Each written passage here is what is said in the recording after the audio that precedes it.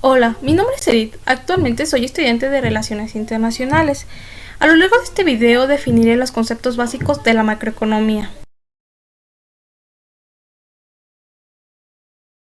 Para entender qué es la macroeconomía es necesario definir qué es la economía.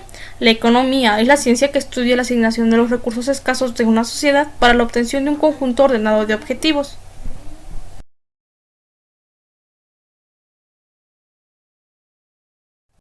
Una de las ramas de esta ciencia es la macroeconomía, que es la que estaré explicando en todo este video. Esta se ocupa actualmente de la conducta de entidades individuales como los mercados, las empresas y las economías domésticas, cómo se fijan los precios y los precios de la tierra, el trabajo y las virtudes y los defectos del mecanismo de mercado.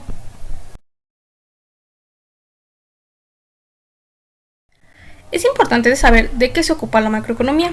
La macroeconomía estudia el funcionamiento global de la economía, es decir, el desempleo, las recesiones económicas, de la determinación de inversión y el consumo, de cómo los bancos centrales gestionan el dinero y los tipos de intereses, y de por qué algunos países prosperan. En resumen, la macroeconomía estudia desde una perspectiva amplia el funcionamiento global de la economía. Las variables macroeconómicas en las cuales la macroeconomía hace una indagación debido a su importancia en la economía global son el nivel general de producción, el desempleo, la inflación, el saldo en cuenta corriente de la economía.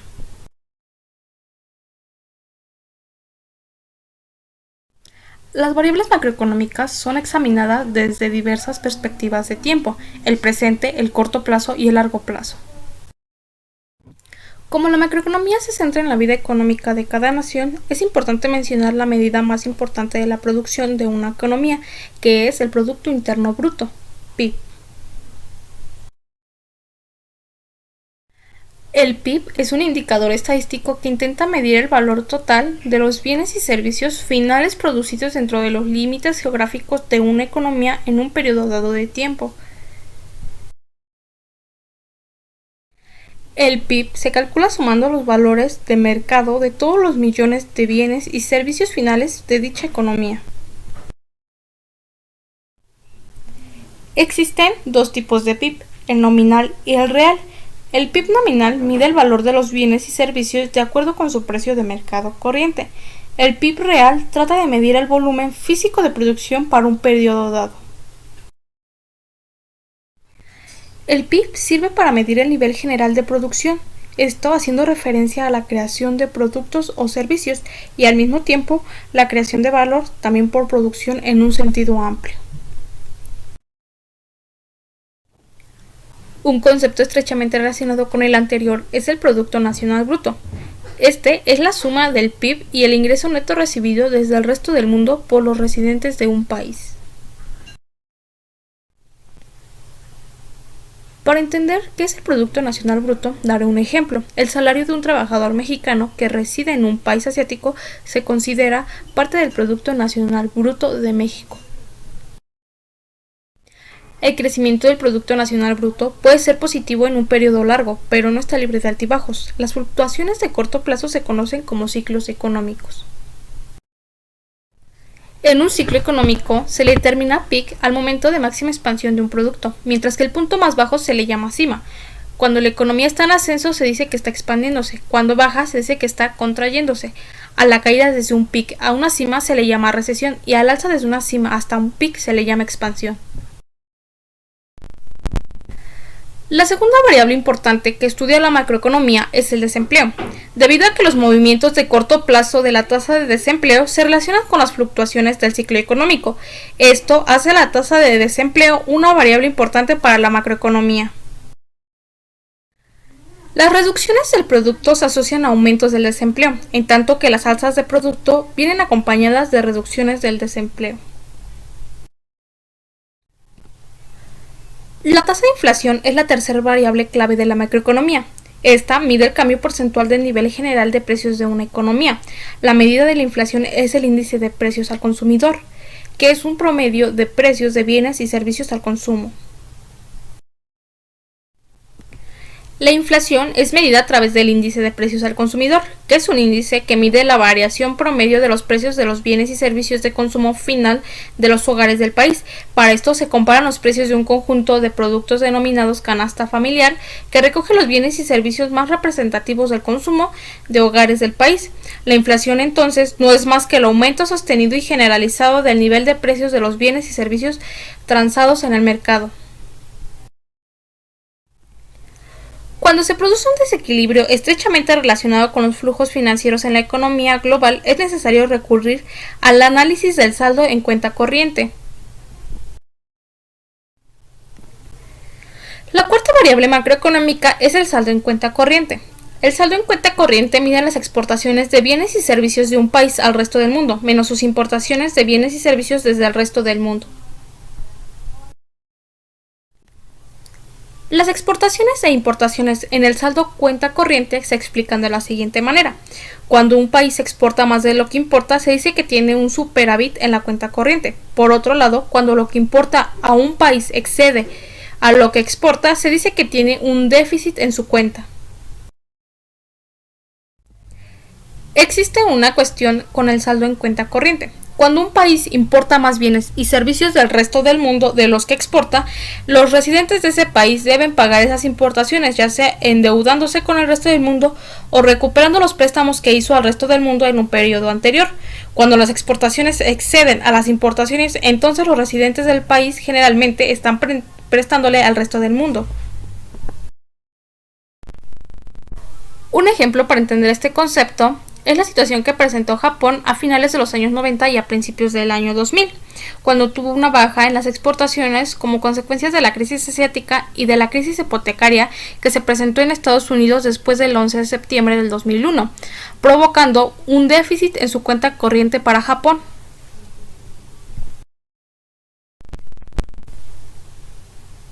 La macroeconomía, aunque tenga un enfoque global, es necesario estudiar las acciones individuales de las empresas, consumidores, trabajadores y funcionarios de gobierno y la consecuencia de la relación entre estos. El flujo circular de ingreso de una economía nos permite comprender el funcionamiento como resultado de las relaciones existentes entre los principales agentes macroeconómicos, que son las familias, las empresas, el gobierno y el resto del mundo. El diagrama de flujo circular de ingreso explica que los hogares poseen los factores de producción, que es el trabajo, la tierra y el capital, que venden a las empresas para que éstas puedan desarrollar su actividad.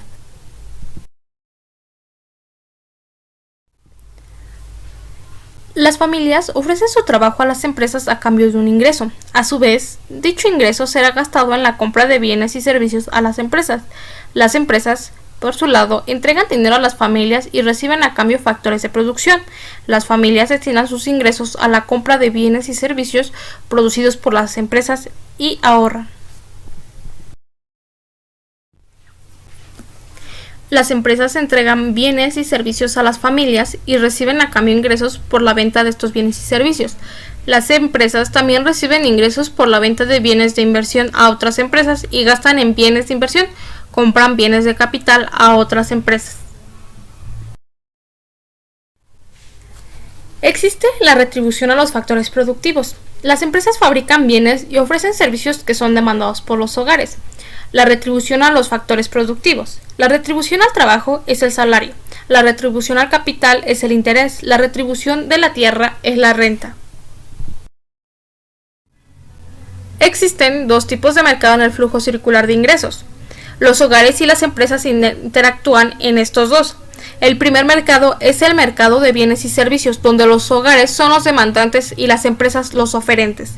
En el mercado de factores de producción, las empresas son demandantes mientras que los hogares son los oferentes. El Producto Nacional Bruto mira el valor total de ingresos que reciben los residentes nacionales en un periodo dado. A diferencia del Producto Interno Bruto, el Producto Nacional Bruto mide el ingreso de los residentes en la economía, sin importar si el ingreso proviene de la producción interna o del resto del mundo, aunque en una economía cerrada el Producto Interno Bruto y el Producto Nacional Bruto son iguales. No obstante, el ingreso de un país puede diferir de su producto por distintos factores.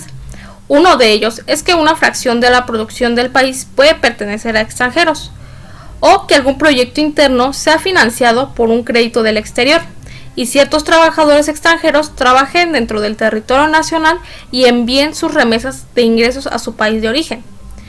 De estas cuestiones se encarga el pago neto a factores, que es el ingreso neto recibido por factores de producción nacionales desde el exterior, lo que significa que son las ganancias residentes internos obtenidas en el extranjero por concepto de utilidades, préstamos y remesas de trabajadores, menos las ganancias de los extranjeros en la economía interna. Uno de los indicadores más importantes para medir el desarrollo y el bienestar económico de un país es el Producto Nacional Bruto, per cápita. Este se obtiene dividiendo el Producto Nacional Bruto del país por su población total.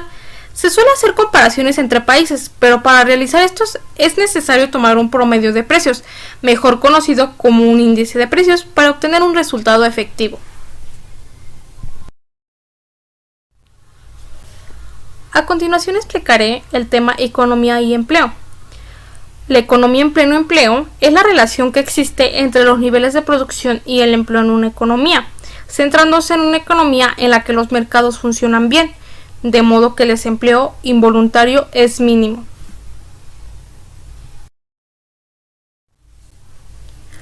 Es importante saber que estos niveles de producción están sujetos a fluctuaciones, a consecuencia de diversos tipos de shocks o modificaciones de política que pueden afectar a la economía en un corto plazo.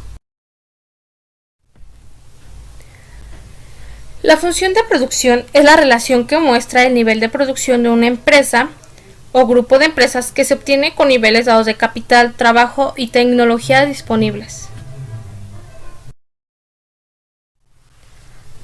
El capital de una empresa se forma con la planta, los equipos y la cantidad de bienes primarios que posee. El trabajo se relaciona con el número total de empleados y el número de horas que trabajan. La tecnología es la forma en la que se combinan capital y trabajo en la producción. Cuando se estudia a corto plazo, es posible suponer que el shock de capital y el nivel de conocimiento tecnológico de la economía son más o menos fijos.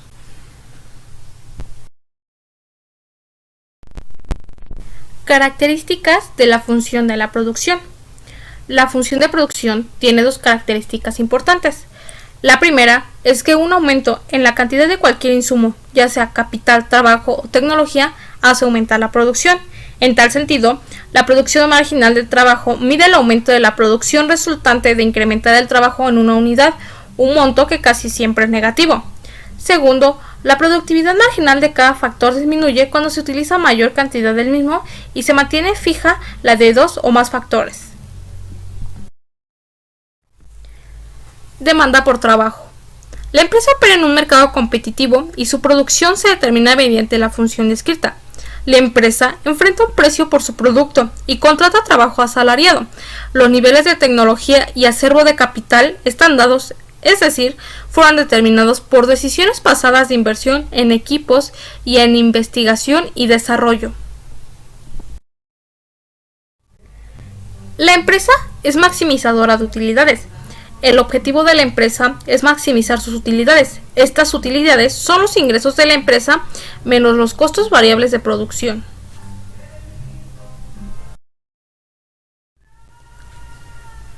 La empresa maximiza su beneficio total en aquel punto en el que no es posible obtener ningún beneficio adicional incrementando la producción, y esto ocurre cuando la última unidad producida añade lo mismo al ingreso total que al coste total.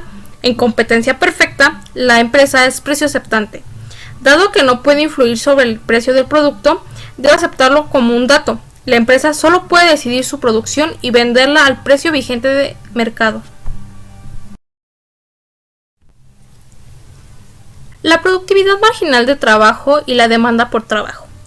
El producto marginal del trabajo es una medida útil para analizar y describir ciertos aspectos de la producción en la empresa. Usualmente, el producto marginal del trabajo en el corto plazo es creciente cuando hay pocos trabajadores, gracias a la división de trabajo. A medida que se incorporan los trabajadores, el producto marginal es cada vez menor y luego decreciente, debido a que en corto plazo el capital está fijo. Cuando trabajamos con funciones de producción continuas, el producto marginal de trabajo se calcula como la derivada parcial del producto total en relación al trabajo. La demanda del trabajo depende de la demanda del producto o servicio en cuya producción se utiliza el factor trabajo. Si existe demanda para una mercancía, la empresa necesita contratar trabajadores para producir dicha mercancía. Para entender mejor del cómo determina el empleo y el producto en la economía, es definir la cantidad de trabajo que se está dispuesto a ofrecer a una empresa. Explicaré el equilibrio de mercado laboral y desempleo desde un enfoque clásico. En el enfoque clásico de determinación del empleo, los salarios son totalmente flexibles y se ajustan para mantener en equilibrio a la oferta y demanda. La oferta de trabajo representa lo que están dispuestos a ofrecer los trabajadores para cada salario real. Lo habitual es que un salario mayor atraiga trabajadores hacia este mercado desde la inactividad, e incluso trabajadores procedentes de otros empleos y mercados de trabajo. La brecha de producto es la diferencia entre el producto efectivo y el producto potencial de una economía.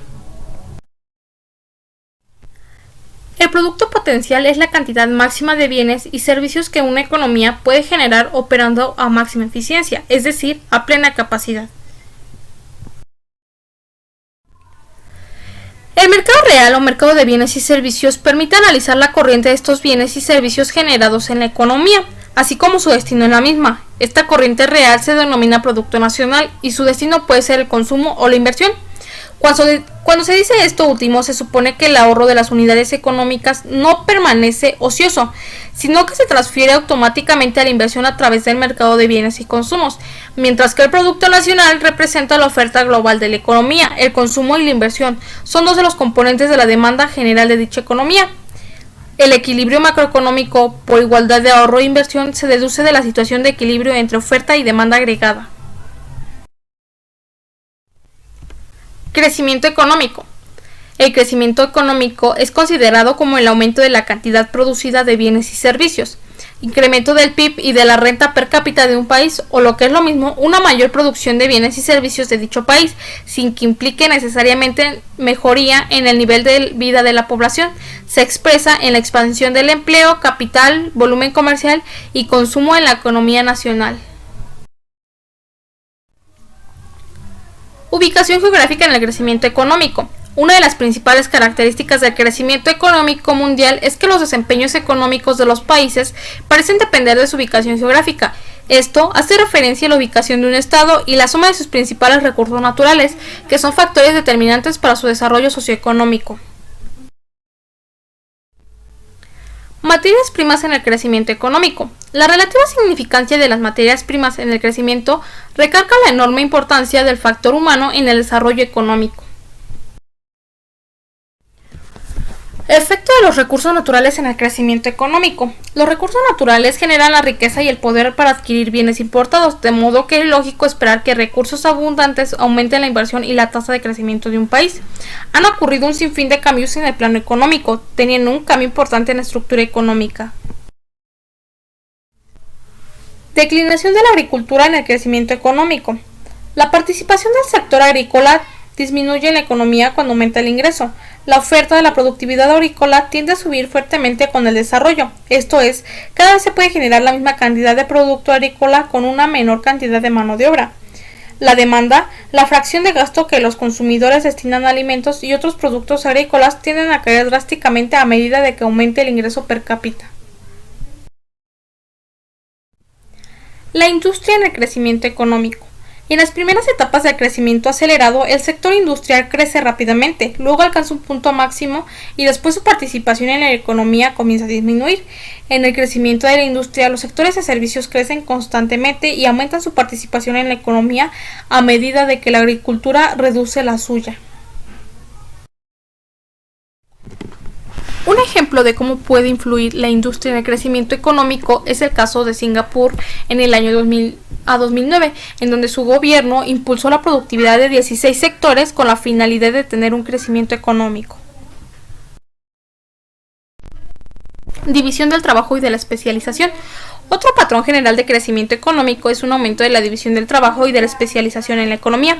El individuo sabe que podrá satisfacer sus necesidades económicas vendiendo bienes y servicios en el mercado y usando lo obtenido para comprar bienes y servicios a otros individuos. Tras la creación de nuevos productos como la habilidad para elaborar lo ya existente a menor costo, fue un gran impulso para el crecimiento económico. Mucho se ha debatido acerca de lo que realmente produce el crecimiento económico.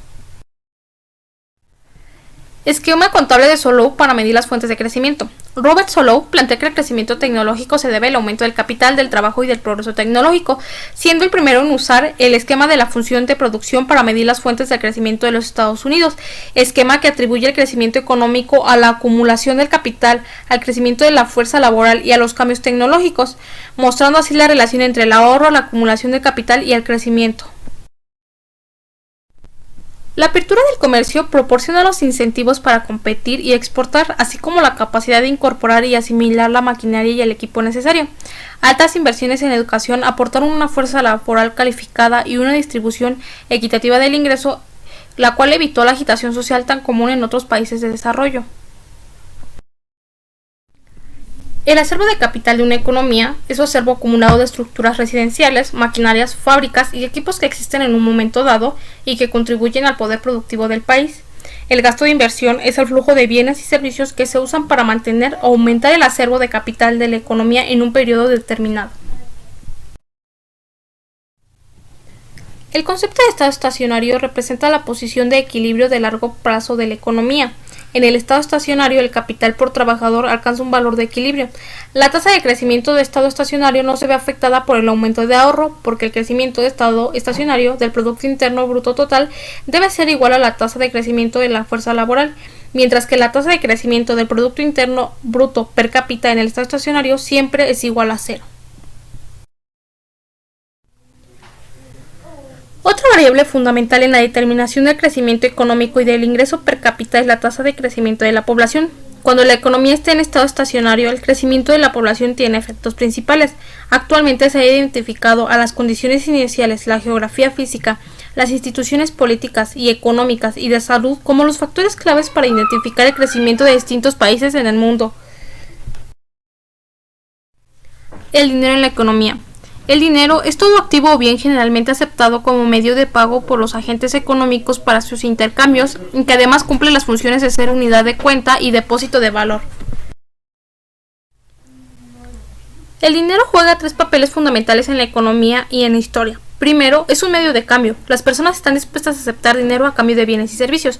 Segundo, el dinero sirve como unidad de cuenta. Los precios se cotizan en unidades de dinero en vez de fijarse en términos de otros bienes y servicios. Tercero, el dinero sirve también como reserva de valor. Cuando las personas reciben dinero a cambio de bienes o servicios, no tienen que gastarlo inmediatamente porque pueden mantener su valor. El principal criterio para definir dinero es la facilidad con que un activo puede usarse para hacer transacciones y en particular la liquidez del activo. A la capacidad de un activo de convertirse en efectivo sin perder su valor se le llama instrumentos líquidos, es decir, que son dinero o sustitutivos muy próximos al dinero en el sentido de que son fácilmente convertibles, y son los que definen el nivel de liquidez de un determinado país o área geográfica. Los precios son la tasa a la cual puede intercambiarse dinero por bienes. Si un bien tiene el precio, significa que habrá que entregar unidades de dinero para adquirir una unidad del bien. La velocidad de circulación del dinero es el número de veces que una unidad monetaria cambia de manos durante un año.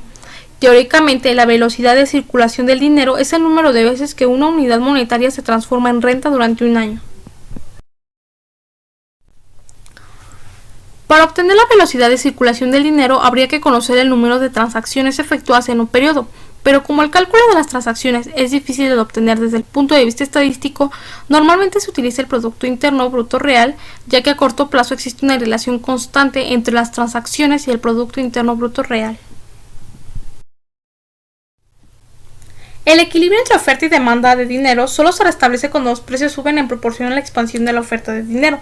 El equilibrio en el mercado de dinero se alcanza cuando la demanda por dinero es igual a la oferta de dinero determinada por el Banco Central. El equilibrio entre las funciones de la oferta y demanda de dinero representa el nivel de precios de la economía. Un salto en el nivel de precios puede deberse a un aumento de la oferta de dinero, o a un aumento de la velocidad de circulación de dinero o a una caída de la oferta de bienes. El tipo de cambio mide el valor de mercado de una moneda nacional en relación con otra moneda. En una economía abierta al comercio, el nivel de precios de un país y de otro están conectados por el tipo de cambio. Si en una economía abierta se deja fluctuar libremente el tipo de cambio, entonces el valor del dinero extranjero es el resultado de las condiciones monetarias que prevalecen en los dos países. Tipo de cambio flotante. El dinero extranjero se ajusta para equilibrar la oferta y la demanda de monedas nacionales de un modo muy parecido a como lo hace el nivel de precios. Cuando una moneda extranjera se encarece en términos de la moneda nacional, se dice que la moneda nacional se deprecia o pierde valor en relación con la moneda extranjera. Cuando una moneda extranjera se hace menos costosa en términos de la moneda nacional, se dice que el valor de esta última se aprecia. Existe un tipo de cambio fijo cuando el Banco Central garantiza el precio de la moneda nacional en términos de moneda extranjera. La intervención en el mercado cambiario se usa para mantener el tipo de cambio en el nivel deseado. Cuando un banco central se compromete con un tipo de cambio fijo, pierde la facultad de controlar la oferta monetaria, provocando que exista un aumento del crédito interno que genere una pérdida de reservas extranjeras en vez de un aumento de la oferta de dinero. Cuando ocurre esto, cualquier aumento de la oferta monetaria traerá inflación y una depreciación de la moneda. Exportaciones e importaciones en el tipo de cambio fijo. Las exportaciones se hacen más competitivas en los mercados mundiales, mientras que las importaciones se encarecen. En suma, aumentan tanto las exportaciones netas como la demanda agregada. Por lo tanto, la familia vende sus activos externos con el fin de aumentar sus saldos monetarios. Esta acción provoca que el tipo de cambio se aprecie, dado que las familias están vendiendo moneda extranjera y comprando moneda nacional. Entonces, el Banco Central interviene para mantener la estabilidad del tipo de cambio, vendiendo moneda local y comprando moneda extranjera. Fijación de tipo de cambio. La fijación del tipo de cambio de un país puede ser de manera unilateral, es decir, establecerse con el de otra nación para después disponerse a comprar y vender la moneda extranjera al precio establecido. La fijación unilateral es característica de las economías en desarrollo que fijan su moneda a la de un país industrializado. El sistema de esquema cambiario cooperativo es otro método para la fijación del tipo de cambio. Este consiste en que el tipo de cambio se mantiene fijo y se comparte la responsabilidad entre los países involucrados. Este tipo de cambio se utiliza usualmente en economías medianas y grandes. Se debe considerar que la adopción de múltiples tipos de cambio puede provocar severas distorsiones económicas en las transacciones de la cuenta corriente. Inflación e hiperinflación. La inflación es un fenómeno que se observa en la economía de un país y está relacionado con el aumento desordenado de los precios de la mayor parte de los bienes y servicios que se comercian en sus mercados por un periodo de tiempo prolongado. La inflación es un fenómeno que afecta a la economía y que produce un aumento sostenido en el nivel de precios agregados. La hiperinflación es una inflación muy alta. Tasa de intereses nominales y reales. La tasa de interés nominal se expresa mediante un % y representa la remuneración a un capital por un tiempo determinado. Es muy importante saber que se expresa anualmente, aunque puede generar intereses más de una vez al año. Para conocer estos intereses generados, en el caso de que sea más de una vez al año, debemos calcular la tasa efectiva. La tasa de intereses efectiva es compuesta y vencida. Se diferencia de la tasa de interés nominal, que hace caso omiso de la capitalización y otra serie de factores. Con el tipo de interés efectivo podemos representar el efecto de la reinversión de los intereses. Cuando no existe capitalización de interés, la tasa nominal es igual que la efectiva. Fluctuaciones económicas. Los niveles de empleo, desempleo, producción industrial y el Producto Interno Bruto de todas las economías están sujetas a fluctuaciones. Las fluctuaciones económicas han sido durante mucho tiempo una preocupación central del estudio de la macroeconomía. Oferta y demanda. La demanda es una relación que muestra las distintas cantidades de un producto o mercancía que los compradores estarían dispuestos y serían capaces de adquirir a precios alternativos posibles durante un cierto periodo de tiempo, suponiendo que todas las demás mercancías permanecen constantes. En una economía abierta, la demanda agregada es la cantidad total de bienes internos demandados por compradores nacionales y extranjeros. La oferta agregada es el monto del producto que empresas y familias deciden ofrecer para un cierto conjunto de precios y salarios en una economía.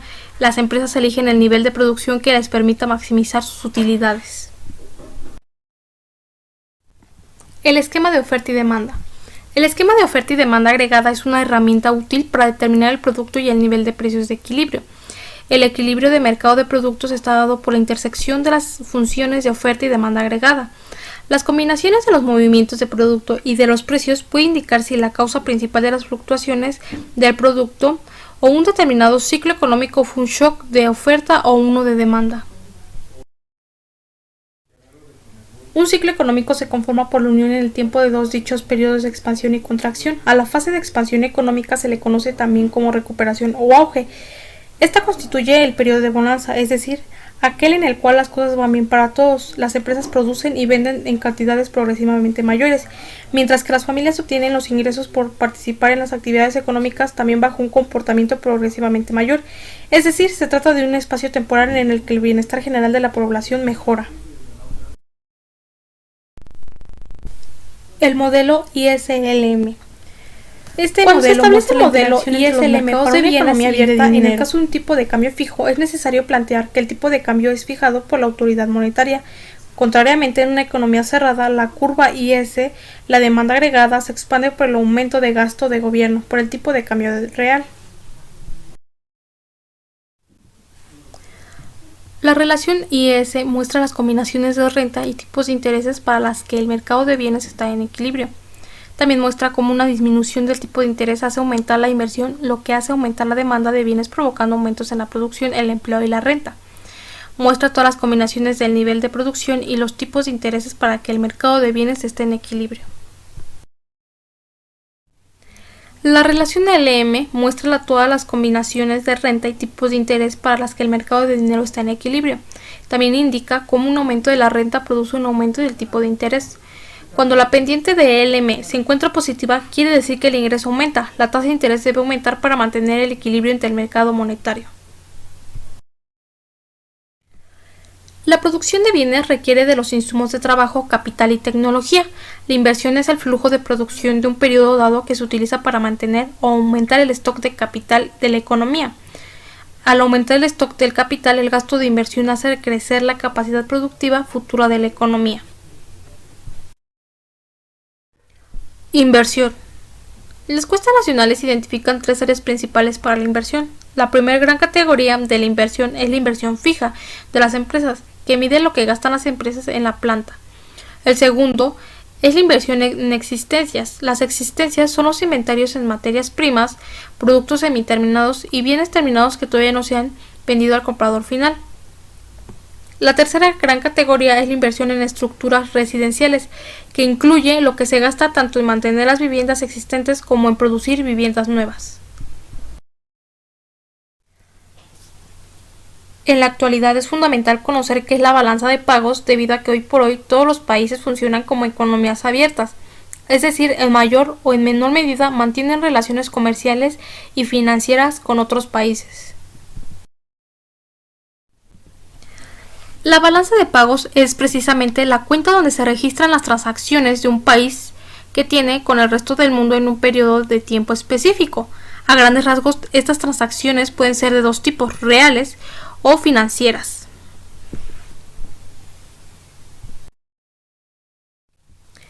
Estas transacciones se registran en la cuenta corriente que anteriormente mencioné, las cuales se agrupan en cuatro categorías principalmente. Bienes, comprenden las exportaciones e importaciones de mercancías. Servicios, en este se registran las transacciones de servicios de transportes, viajes y otros servicios. Rentas, en este rubro se registran las remuneraciones pagadas a trabajadores no residentes y los ingresos y pagos de rentas generados por la realización de inversiones, principalmente dividendos y utilidades. Transferencias corrientes. Incluye las transferencias en efectivo entre los gobiernos de diferentes países destinadas a financiar gastos corrientes del gobierno receptor, las donaciones de alimentos, ropa, medicinas, para socorrer a la población, las remesas enviadas por trabajadores emigrantes y las pensiones recibidas desde el exterior por extranjeros. Es importante analizar la balanza de pagos cuando se estudia un sistema financiero, ya que el mal manejo de estas podría originar muchas de las crisis que se han visto en diversos países a través de los años, pues la balanza de pagos es el resumen de todas las transacciones económicas de un país con el resto del mundo a lo largo de cierto periodo. En ella se encuentran todos los ingresos y egresos de divisas. Esta balanza de pago tiene como objeto detectar los desequilibrios externos y sus causas. Cuando ocurren estos desequilibrios, posiblemente el país entre en una crisis, pero esto ocurre siempre y cuando la inestabilidad de ambas cuentas que integran la balanza se presente. Un ejemplo para comprender la importancia del análisis de la balanza de pagos es la crisis hipotecaria de Estados Unidos. Esta crisis fue la que inició la crisis económica internacional en el siglo XXI. Se debe a la transición en el paisaje político provocado por los ataques del 11 de septiembre de 2001 en Estados Unidos. Tras los atentados del 11 de septiembre, el sistema de la Reserva Federal, Banco Central de Estados Unidos, redujo su tasa de interés de 6.5% a 1% con el objetivo de facilitar los créditos para poder reactivar la economía norteamericana.